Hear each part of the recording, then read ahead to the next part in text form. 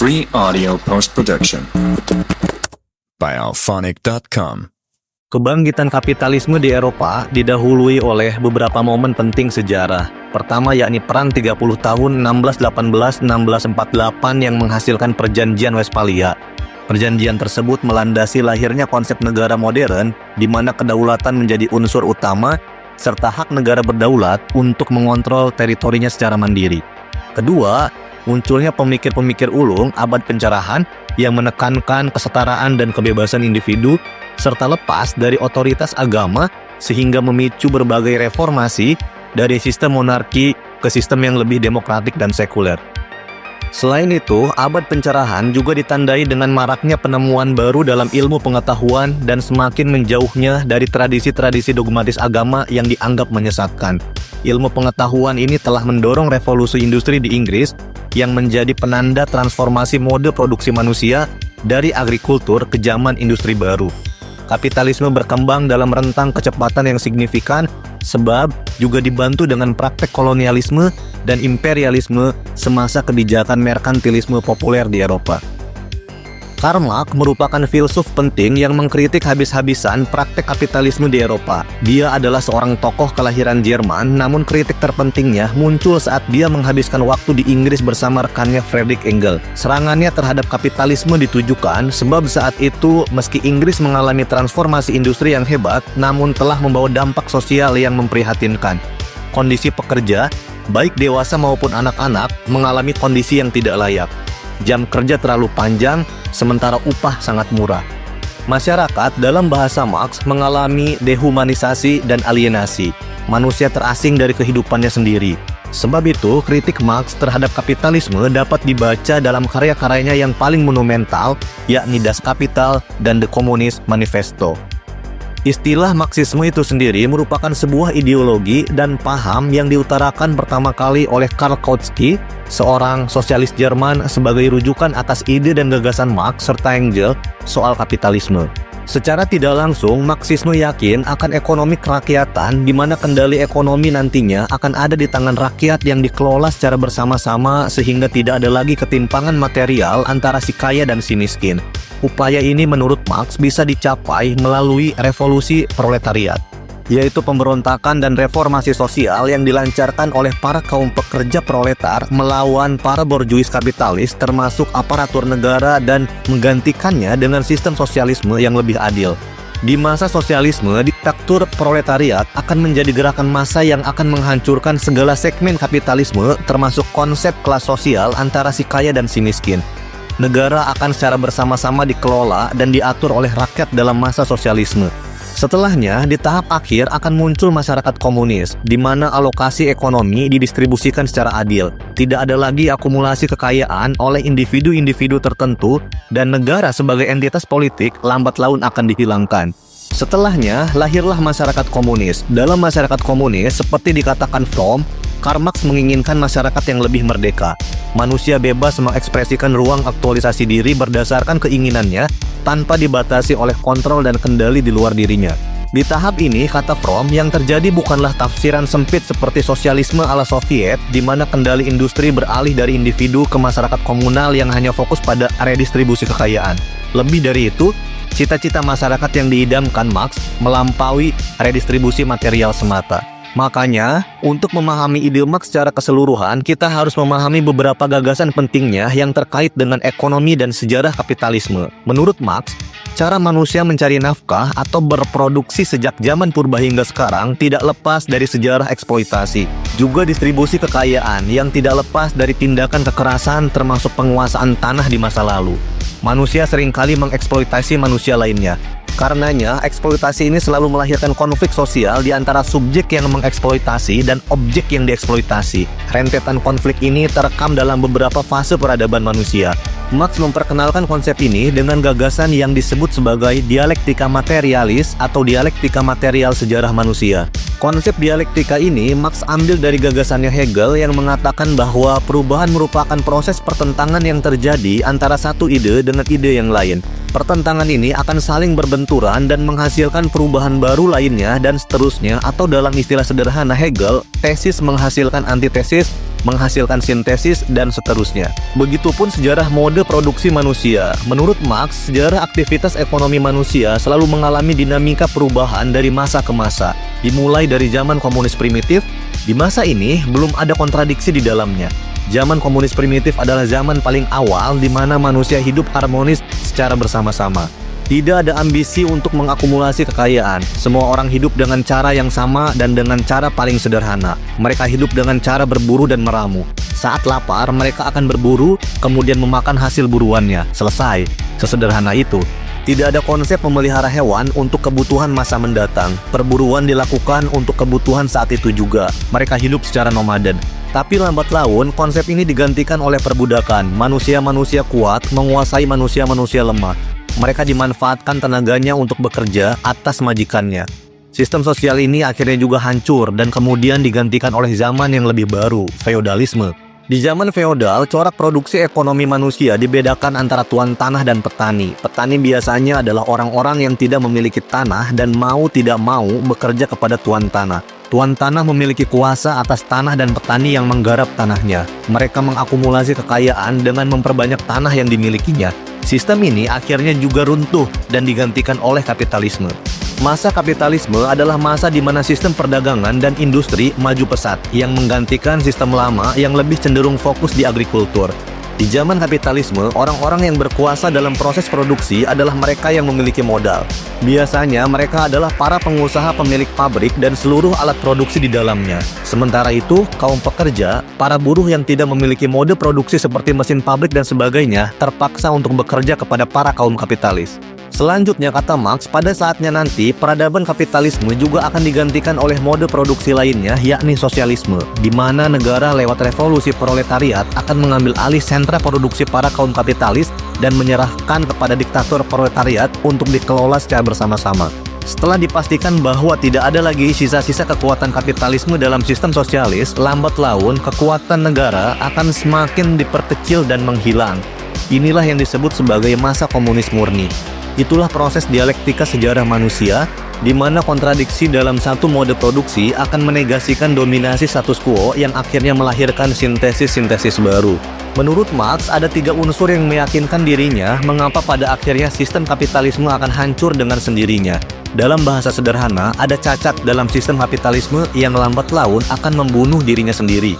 Pertama, the law of the falling rate of profit atau hukum penurunan tingkat keuntungan. Seiring berjalannya waktu, tingkat keserakahan kapitalis tidak terkontrol lagi. Mereka akan mulai berpikir untuk menggantikan tenaga manusia dengan mesin. Padahal tenaga kerja manusia adalah penghasil nilai lebih atau surplus value yang merupakan abstraksi keuntungan yang didapat oleh kaum kapitalis dari keseluruhan jam kerja pekerja yang dibayarkan untuk menghasilkan satu barang. Biasanya upah dari keseluruhan jam kerja untuk menghasilkan satu barang tidak melebihi harga barang itu sendiri. Ada selisih di antara keduanya. Inilah yang disebut sebagai profit. Saya bekerja 8 jam sehari untuk menghasilkan 1 jam tangan. Harga jam tangan itu adalah 2 juta. Sementara saya dibayar 1 juta untuk keseluruhan 8 jam. Ada selisih 1 juta di sana. Itulah yang disebut sebagai surplus value. Jika dikonversi ke dalam waktu, ada 4 jam di sana yang tidak dibayarkan oleh kaum kapitalis kepada kaum pekerja. Sebab kaum kapitalis akan terus berupaya untuk mencari untung, maka dia akan terus berinovasi untuk memproduksi barang dengan mesin. Mereka menganggap bahwa mesin akan lebih mampu memperbanyak produksi barang dibanding manusia. Disinilah malapetaka terjadi. Produksi barang akan menjadi over dan pasar tidak sanggup lagi menampungnya. Harga barang perlahan akan turun sebab terlalu banyak barang di pasaran, sementara permintaan akan barang yang dimaksud sedikit sekali. Jika harga turun, maka secara perlahan produksi juga akan turun. Begitupun keuntungan. Untuk meminimalkan kerugian, kapitalis akan melakukan PHK. Sebanyak PHK yang mereka lakukan, sebesar itu pula malapetaka akan terus berlanjut. Sebab di tengah pekerja yang tidak memiliki uang, kegiatan jual beli di pasaran menjadi lesu. Lingkaran setan ini pada akhirnya akan menghancurkan kapitalisme itu sendiri. Hukum kehancuran kapitalisme yang kedua menurut Marx yakni the law of disproportionality atau hukum ketidakseimbangan. Hukum ini menerangkan bahwa pekerja seringkali dibayar murah atau tidak proporsional atas barang yang mereka produksi. Kondisi ini telah melahirkan ketidakseimbangan di pasar sebab pekerja tidak mampu lagi membeli barang yang dia produksi sendiri sebab upah yang dia terima sangat minim. Jika barang yang diproduksi tidak ada yang membeli, maka akhirnya yang merugi adalah kaum kapitalis itu juga. Inilah anomali hukum ketidakseimbangan yang diciptakan oleh kapitalisme itu sendiri. Adapun hukum yang ketiga, yaitu hukum konsentrasi akumulasi kekayaan. Kaum kapitalis atau borjuis akan terus berupaya untuk memperkaya dirinya. Mereka akan berusaha sebanyak mungkin untuk mengumpulkan kekayaan. Praktek ini akhirnya akan menyebabkan ketimpangan yang tajam sehingga sangat mungkin terjadinya revolusi sosial. Sayangnya, revolusi sosial yang didambakan oleh kaum buruh tidak kunjung tiba. Ada persoalan mendasar yang menurut Marx yang sering kali menghambat revolusi itu terjadi. Pertama, yang terpenting yakni karena tiadanya kesadaran kelas. Sebagai objek yang dieksploitasi, kaum buruh seringkali tidak sadar bahwa dirinya sedang dieksploitasi, diperas keringatnya, diperbudak tenaganya untuk menghasilkan profit yang tidak mereka nikmati sepenuhnya. Hal ini terjadi sebab kaum buruh dikungkungi oleh kesadaran palsu, seolah-olah mereka hidup berkecukupan, tapi nyatanya dieksploitasi untuk keuntungan kapitalis semata. Mereka tidak sadar bahwa diri mereka sedang ditindas. Mereka juga tidak merasa bahwa diri mereka sebatas komoditas yang dimanfaatkan tenaganya. Kesadaran palsu ini lahir melalui hegemoni ideologi pasar bebas yang menganggap seolah-olah kapitalisme menyediakan wahana kebebasan untuk saling berkompetisi satu sama lain. Padahal, ketimpangan telah menyebabkan kompetisi tidak berjalan secara adil. Kesadaran palsu seperti itu sebenarnya juga dibentuk dan dilestarikan melalui suprastruktur atau aturan-aturan atau institusi-institusi budaya, politik, dan sosial yang ada di masyarakat. Singkatnya, basis struktur masyarakat kapitalis melahirkan suprastruktur yang menopang eksistensinya. Makanya, tidak aneh bila kesadaran palsu kelas pekerja terus lestari. Selain ideologi pasar bebas sebagai salah satu suprastruktur yang menopang jalannya kapitalisme, sistem pendidikan modern juga menjadi contoh penting lainnya bagaimana sekolah membantu mempromosikan kapitalisme. Bowles dan Gintis pernah mengatakan jika kita lihat kurikulum pendidikan saat ini di mana kelas dibagi ke dalam jurusan-jurusan tertentu, ini menggambarkan bahwa sekolah adalah mesin pencetak pekerja untuk masa depan.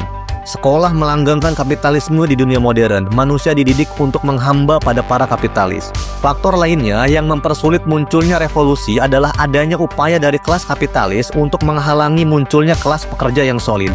Kelas kapitalis melalui harta dan kekayaan yang dimiliki seringkali berkolaborasi dengan aparatur negara untuk merepresi gerakan yang diinisiasi kelas pekerja.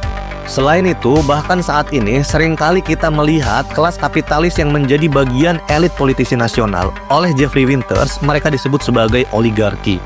Oligarki yakni orang kaya yang terjun ke dunia politik untuk melindungi agregat kekayaan yang dimilikinya atau bahkan untuk meningkatkannya. Keberadaan mereka dalam politik tentu akan lebih mempermudah mereka dalam mengarahkan aturan demi keuntungan pribadinya. Kekuasaan kapitalis untuk mempersempit ruang gerak kelas pekerja memang tidak terbatas. Bahkan menurut John Robinson, melalui ancaman pengangguran, kelas pekerja akan dengan sukarela menerima upah rendah yang diterimanya. Sebab dalam kata-katanya yang saya kutip dari bukunya Balam dan Dillman, dia mengatakan, "The only thing worse than being exploited under capitalism is not being exploited." Artinya, menjadi pengangguran itu lebih menakutkan daripada menerima upah yang kecil. Secara sanad pemikiran, gagasan Marx dan kritiknya terhadap kapitalisme banyak mempengaruhi tokoh pemikir lain setelahnya. Salah satunya Vladimir Lenin. Melalui teori imperialisme, Lenin berpendapat bahwa lahirnya imperialisme atau upaya untuk mengontrol dan menduduki koloni tertentu disebabkan sebab pasar di negara maju jenuh dan tidak lagi mampu menampung barang produksi kaum kapitalis yang semakin meningkat. Hal ini menyebabkan timbulnya stagnasi profit sebab pasar tidak berkembang. Hal ini disebabkan karena modal keuntungan produksi dimonopoli oleh kaum kapitalis. Kaum kapitalis tidak mau membayar mahal upah pekerja, apalagi memiliki niatan mau membantu kelas pekerja agar kehidupan mereka lebih baik dan mampu menyerap barang di pasaran. Faktanya, kaum kapitalis lebih memilih untuk mengekspansi keuntungan modalnya ke wilayah lain. Untuk itu diperlukan pasar baru di wilayah yang baru. Di pasar baru, keuntungan akan terus meningkat. Melalui ekspansi investasi di wilayah baru, kaum kapitalis pun akan mendapatkan sumber daya produksi yang lebih murah dan tenaga pekerja yang juga murah. Sehingga imperialisme ini benar-benar sangat menguntungkan bagi kaum kapitalis. Selain Lenin, ada juga pemikir lainnya yang memfokuskan diri pada teori dependensi atau teori ketergantungan. Teori ini menyiratkan bahwa dalam struktur ekonomi global, negara-negara yang berada di wilayah selatan yang dianggap sebagai negara terbelakang seringkali menggantungkan diri mereka kepada negara-negara maju di utara. Ketergantungan ini muncul akibat eksploitasi dan penjajahan yang dilakukan oleh negara-negara maju. Dua tokoh yang terkenal atas teori dependensi ini adalah Theotonio dos Santos dan Andre Gander Frank. Santos membagi fase ketergantungan negara-negara berkembang terhadap negara maju menjadi 3 fase. Fase ini menurutnya terjadi berturut-turut seperti mulai dari ketergantungan di masa kolonial, ketergantungan di masa keuangan industri, dan ketergantungan pada perusahaan global di masa saat ini. Sementara Frank mengembangkan teori dependensi mutakhir yang disebut development of underdevelopment. Singkatnya, Frank menjelaskan bahwa keterbelakangan yang terjadi di negara-negara selatan atau yang kini disebut sebagai negara berkembang sebenarnya adalah impak dari imperialisme itu sendiri. Penaklukan, penjajahan, dan eksploitasi telah menimbulkan masalah dan menjadi faktor penentu dari munculnya keterbelakangan di negara-negara berkembang. Pencapaian peradaban dan institusi sosial politik yang pernah ada dan berkembang di negara-negara tersebut kini hancur akibat praktek imperialisme. Imperialisme adalah akar keterbelakangan itu sendiri. Tokoh lainnya yang mendedikasikan teorinya dari ide dan gagasan Marx adalah Immanuel Wallerstein dengan teorinya teori sistem dunia. Dia mengutarakan 3 proposisi penting dalam teorinya. Pertama, bentuk sistem ekonomi global adalah saling ketergantungan dengan masing-masing negara memiliki spesialisasi produk dalam pembagian kerja pada sistem tersebut. Kedua, keuntungan menjadi motif penting penjualan produk. Dan ketiga, dalam sistem ekonomi global ada 3 wilayah penting yang mencerminkan spesialisasi fungsi yang berperan dalam menopang sistem produksi dunia. Dia mengutarakan 3 proposisi penting dalam teorinya. Pertama, bentuk sistem ekonomi global adalah saling ketergantungan dengan masing-masing negara memiliki spesialisasi produk dalam pembagian kerja pada sistem tersebut. Kedua, keuntungan menjadi motif penting penjualan produk. Dan ketiga, dalam sistem ekonomi global ada 3 wilayah penting yang mencerminkan spesialisasi fungsi yang berperan dalam menopang sistem produksi dunia. Perlu ditekankan bahwa spesialisasi ini didasarkan per wilayah, bukan negara. Melalui pandangan makro, Wallerstein ingin melihat wilayah mana yang menjadi basis kapitalisme dunia dan wilayah mana yang menjadi target eksploitasi dalam sistem yang lebih modern. Wilayah pusat kapitalisme disebut sebagai core atau wilayah inti. Ciri wilayah ini adalah marak dengan tenaga kerja dengan skill mumpuni dalam dunia industri. Mereka memproduksi barang-barang industri kelas tinggi, sementara itu wilayah lainnya adalah wilayah semi-periperi. Wilayah ini fokus pada produk pertanian dan industri ringan. Terakhir, yaitu wilayah periperi. Ini adalah wilayah terbelakang yang menyediakan bahan mentah industri serta pekerja upah murah bagi core dan semi-periperi. See you later. Free audio post-production by alphonic.com.